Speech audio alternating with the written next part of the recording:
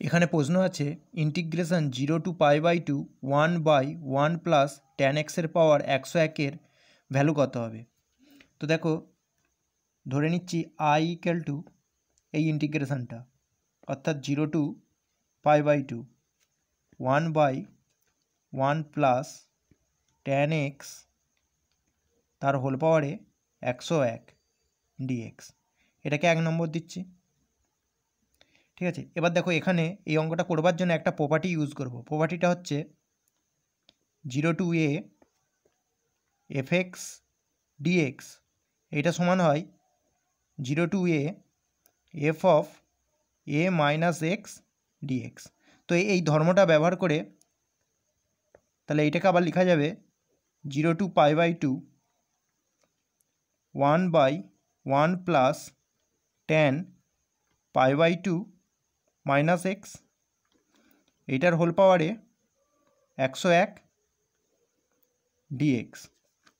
তো দেখো 0 to pi by two 1/1 plus এটা হয়ে যাচ্ছে cot x তার পাওয়ারে 101 ইন্টু ডিএক্স। তো 0 টু পাই বাই টু এটাকে লেখা যাবে tan x তার পাওয়ারে 101 divided by 1 plus tan x তার হোল পাওয়ারে 101 ডিএক্স। তো এইটাকে 2 নম্বর বলছি। ঠিক আছে, এবার 1 নম্বর আর 2 নম্বর যোগ করে দিলে পাবো 1 প্লাস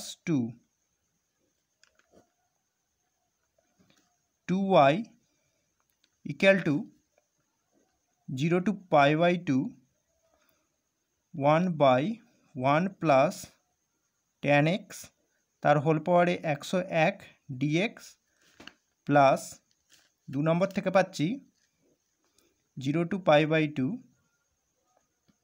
tan x তার হোল পাওয়ারে 101 বাই 1 প্লাস tan x তার হোল পাওয়ারে 101 ডিএক্স।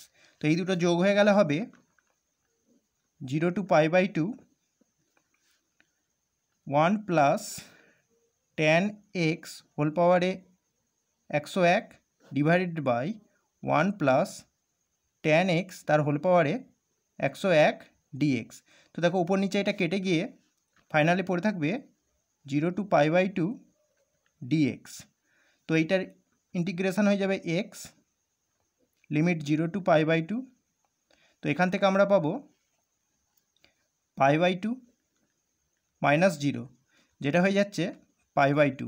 তো তাহলে দেখো আই এর ভ্যালু আসছে আই ইকুয়াল টু হয়ে যাচ্ছে পাই বাই 4। তো এইটাই আমার অ্যান্সার। তো সেই হিসাবে দেখো ডি এরটা সঠিক হচ্ছে।